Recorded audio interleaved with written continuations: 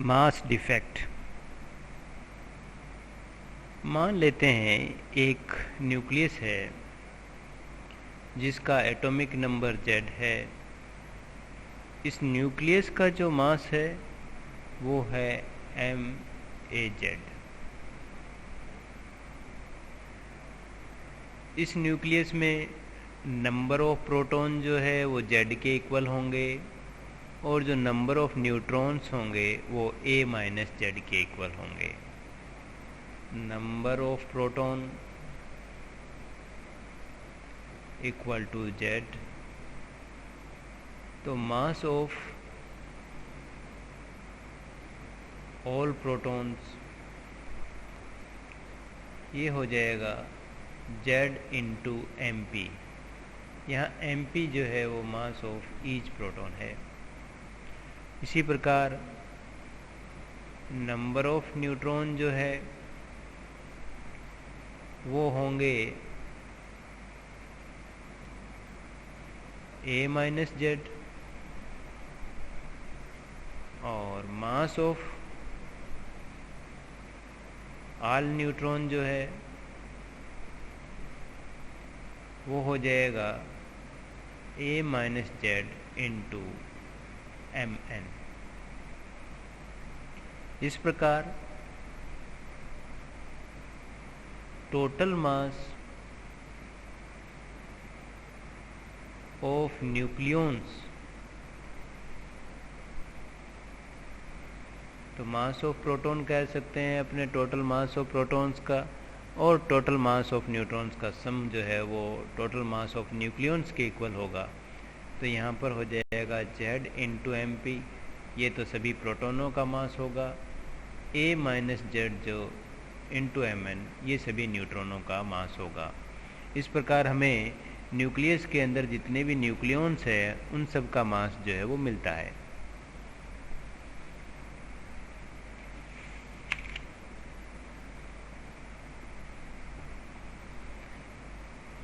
जो सभी न्यूक्लियॉन्स का मास है, यह मास जो न्यूक्लियस का मास है उसके कंपैरिजन में ज़्यादा होता है।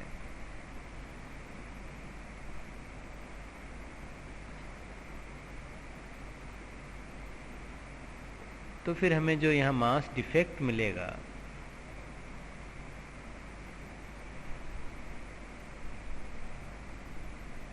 वो हो जाएगा सभी न्यूक्लियॉन्स का मास, न्यूक्लियस के अंदर जितने भी न्यूक्लियॉन्स हैं उन सब का मास माइनस न्यूक्लियस का मास। तो इसे हम मास डिफेक्ट कहते हैं।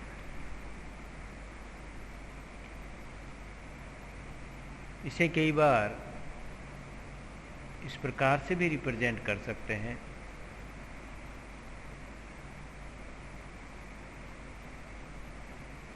MaZ।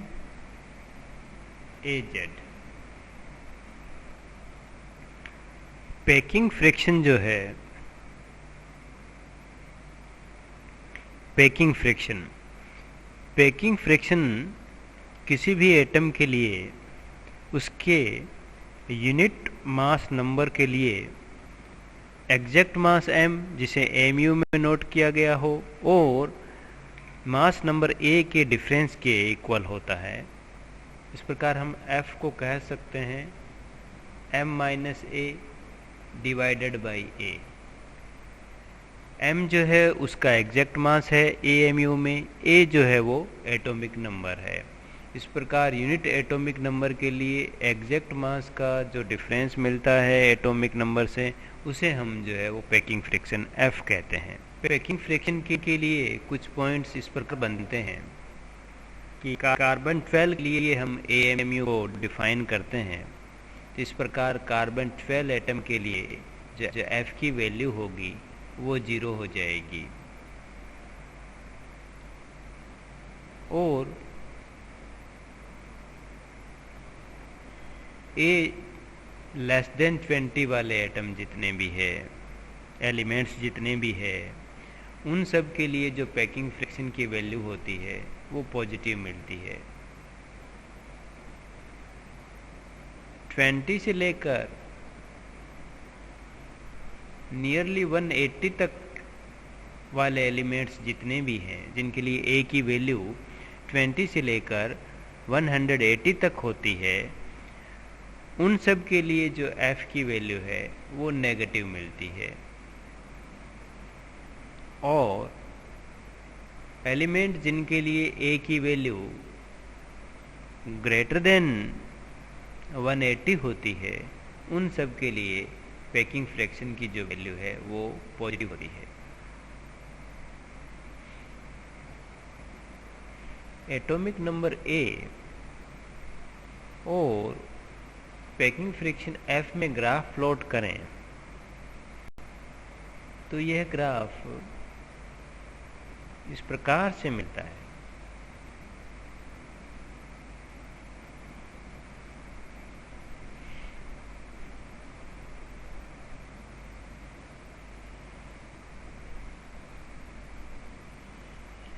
और ये जो हॉरिजॉन्टल लाइन है ये कार्बन 12 के लिए है, और जो ग्राफ में है इसे हमें पता चल रहा है कि वो एलिमेंट जिनके लिए ए की वैल्यू 20 से कम है उनके लिए जो है वो एफ की वैल्यू पॉजिटिव है, और जो एलिमेंट जिनके लिए ए की वैल्यू 180 से ज़्यादा है उनके लिए भी एफ की वैल्यू पॉजिटिव है, और बाकी जो एलिमेंट बचे जिनके लिए ए की वैल्यू 20 से लेकर 180 के बीच में है उनके लिए एफ की जो वैल्यू है वो हमें यहाँ पर नेगेटिव मिलती है।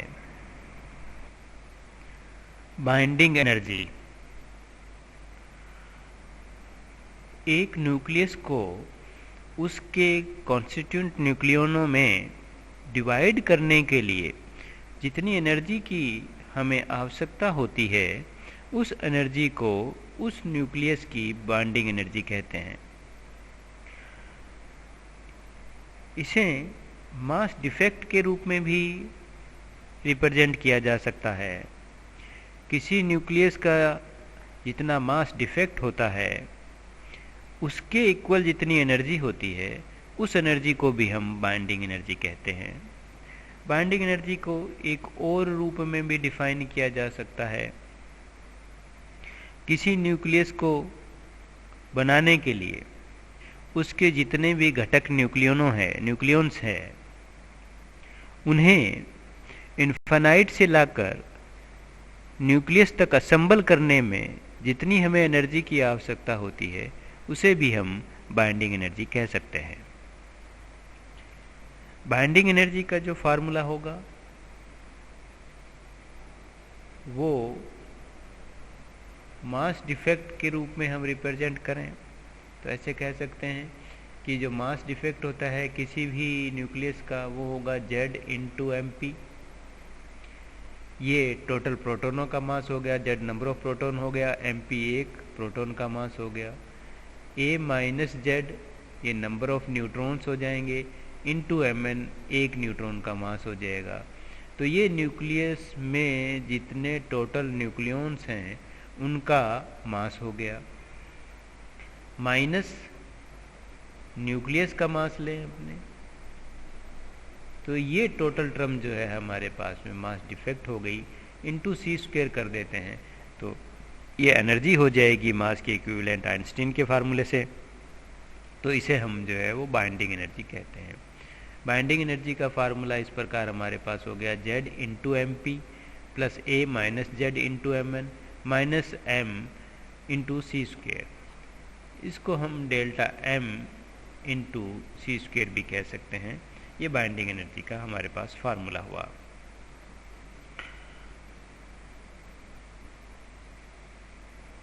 यदि हमारे पास में डेल्टा M जो है मास डिफेक्ट AMU में रिप्रेजेंट किया गया हो तो बाइंडिंग एनर्जी जो है वो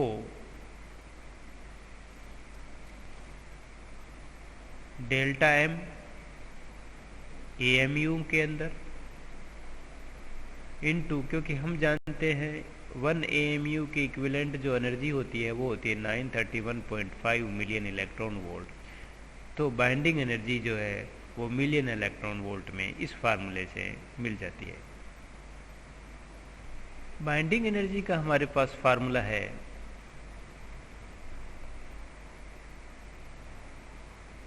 ZMP plus A minus Z MN minus M AZ into C square. हम ये जानते हैं कि जो परमाणु का जो मास है वो मास स्पेक्ट्रोग्राफ से ज्ञात करते हैं, और इससे हमें न्यूक्लियस का मास नहीं मिलता है, बल्कि हमें एटम का मास मिलता है। तो इस प्रकार बाइंडिंग एनर्जी के लिए हम फार्मूले के रूप में यदि हम लिखें इसको, तो Z इंटू MH लिखेंगे यहाँ पर A minus Z into MN minus M AZ C square. तो बाइंडिंग एनर्जी किसी भी न्यूक्लियस की ज्ञात करने के लिए सामान्यतः हम ये फार्मूला जो है वो काम में लेते हैं। ऐसा इसलिए है कि जो हम किसी भी न्यूक्लियस का जो मास ज्ञात करते हैं वो वास्तव में परमाणु का मास होता है, उसके एटम का मास होता है, क्योंकि यह मास जो है वो द्रव्यमान स्पेक्ट्रोग्राफ के द्वारा ज्ञात किया जाता है। अल्फा पार्टिकल की यदि हम यहाँ पता करना चाहें कि बाइंडिंग एनर्जी कितनी होगी, तो अल्फा पार्टिकल के लिए जो उसका मास होता है उसकी वैल्यू होती है 4.00260 U। MH जो है वो होता है 1.007825 U, और MN हम लोग जानते हैं ऑलरेडी, इसकी वैल्यू होती है 1.008665 U। वैल्यू पुट कर दें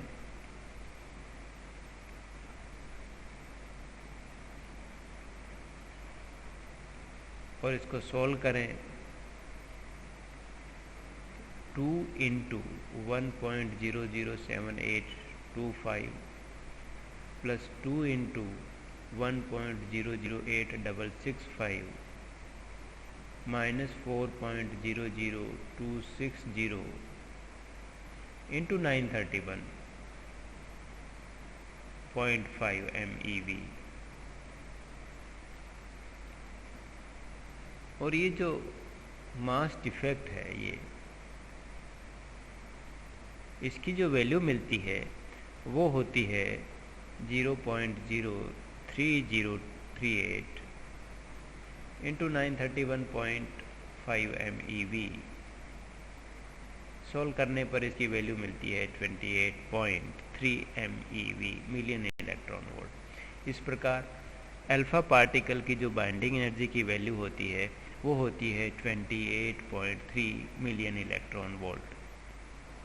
बाइंडिंग एनर्जी पर न्यूक्लियन जो है वो बाइंडिंग एनर्जी की वैल्यू को जब हम नंबर ऑफ न्यूक्लियन से डिवाइड कर देंगे तो जो ये वैल्यू मिलेगी उसे कहते हैं बाइंडिंग एनर्जी पर न्यूक्लियन। यह किसी भी न्यूक्लियस में न्यूक्लियंस जो हैं उनकी स्पेसिफिक बाइंडिंग एनर्जी है या उन न्यूक्लियंस की एवरेज बाइंडिंग एनर्जी है। हीलियम जो बाइंडिंग एनर्जी है उसकी वैल्यू होती है 28.3 मिलियन इलेक्ट्रॉन वोल्ट। तो उनकी न्यूक्लियनों की एवरेज बाइंडिंग एनर्जी या बाइंडिंग एनर्जी पर न्यूक्लियंस जो है अल्फा पार्टिकल के लिए उसकी वैल्यू हो जाएगी 28.3 divided by 4 million electron volt. ये नियर अबाउट जो है 7.07 मिलियन इलेक्ट्रॉन वोल्ट हमें मिलती है। पर न्यूक्लियन और एटॉमिक नंबर में ग्राफ प्लॉट करें तो ये ग्राफ जो डायग्राम में दिखाया गया है उसके अनुसार हमें मिलता है। इस डायग्राम से ये पता चलता है कि जब a की value less than equal to 20 होती है तो a इक्वल टू 4, 8, 12, 16, 20 जैसे helium, beryllium, carbon, oxygen, nitrogen, ये जो न्यूक्लियन है इनकी बाइंडिंग एनर्जी उनके आसपास वाले जितने भी न्यूक्लियॉन्स है उनके कंपैरिजन में अधिक है। इसका मतलब ये हुआ कि इस ग्राफ में जो ये पीक मिल रहे हैं हमें a लेस देन और इक्वल टू 20 के लिए, उनमें z की वैल्यू जो है वो इवन है, n की वैल्यू इवन है, या फिर n इक्वल टू z है। इन न्यूक्लियॉन्स की बाइंडिंग एनर्जी पर न्यूक्लियॉन्स आसपास वाले न्यूक्लियॉन्स की कंपैरिजन में अधिक है। इस प्रकार ये न्यूक्लियॉन्स अपने आसपास वाले न्यूक्लियॉनों के कंपैरिजन में ज़्यादा जो है वो स्टेबल हैं।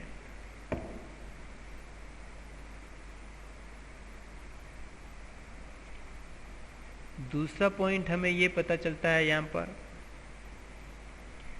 कि B/A कर्व जो हमें मिल रहा है अब यहाँ पर, उसमें स्टार्टिंग में जो है वो पीक मिलते हैं कुछ, उसके बाद कंटिन्यूस वृद्धि होती है B/A में, और यह इंक्रीज जो है वो फेरस, आयरन 2656 पर मैक्सिमम मिलता है, और इसके लिए जो इसकी वैल्यू होती है वो नियर अबाउट 8.8 MeV होती है पर न्यूक्लियन से ये बाइंडिंग एनर्जी फेरस के लिए।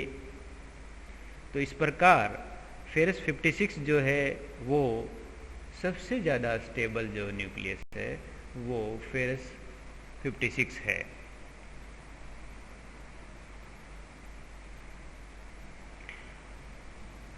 A की वैल्यू 56 से बढ़ने के बाद में ये ग्राफ जो है वो मोनोटोनिकली कम होने लगता है, और ये वैल्यू यूरेनियम 238 पर जाकर जो है near about 7.6 million electron volt पर न्यूक्लियन मिल जाती है, फिर ये कम होने लगती है।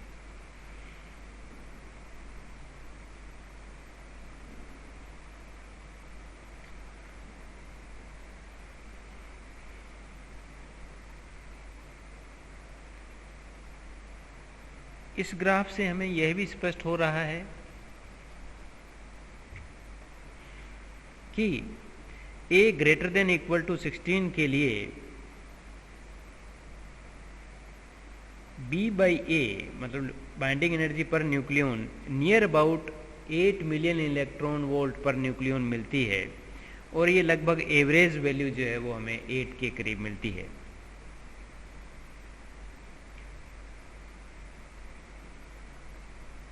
इस ग्राफ से हमें यह भी पता चलता है कि बहुत भारी न्यूक्लियस जो है जिनकी वैल्यू A की वैल्यू जिनके लिए 150 से ज़्यादा हो, या जिनके लिए A की वैल्यू 20 से कम हो, के लिए बाइंडिंग एनर्जी जो है वो पर न्यूक्लियन जो मीडियम इनके बीच के जो न्यूक्लियंस हैं उनके कंपैरिजन में कम है। तो यही कारण है कि जो भारी न्यूक्लियस हैं वो नेचर में स्टेबल नहीं होते, उनका फिशन होता रहता है, और इस प्रक्रिया में फिशन वाले प्रोसेस के अंदर एनर्जी भी रिलीज होती है। और इस प्रोसेस को हम न्यूक्लियर फिशन, नाभिकीय विखंडन कहते हैं।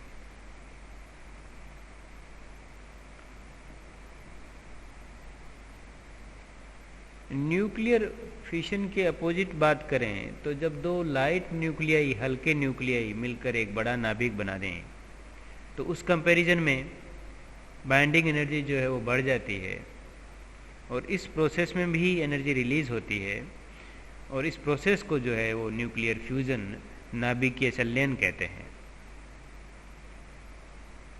इस ग्राफ से हमें यह पता भी चलता है कि मैजिक नंबर 2, 8, 20, 28, 50, 82, 126, इनको हम मैजिक नंबर कहते हैं।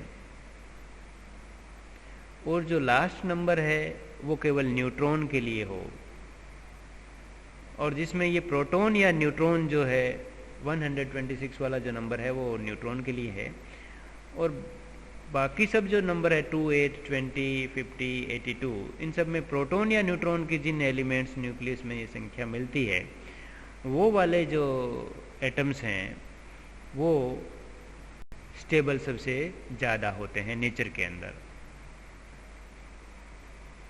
इस प्रकार बाइंडिंग एनर्जी कर्व से हमें जितने भी न्यूक्लियस है उनकी स्टेबिलिटी के बारे में जानकारी मिलती है।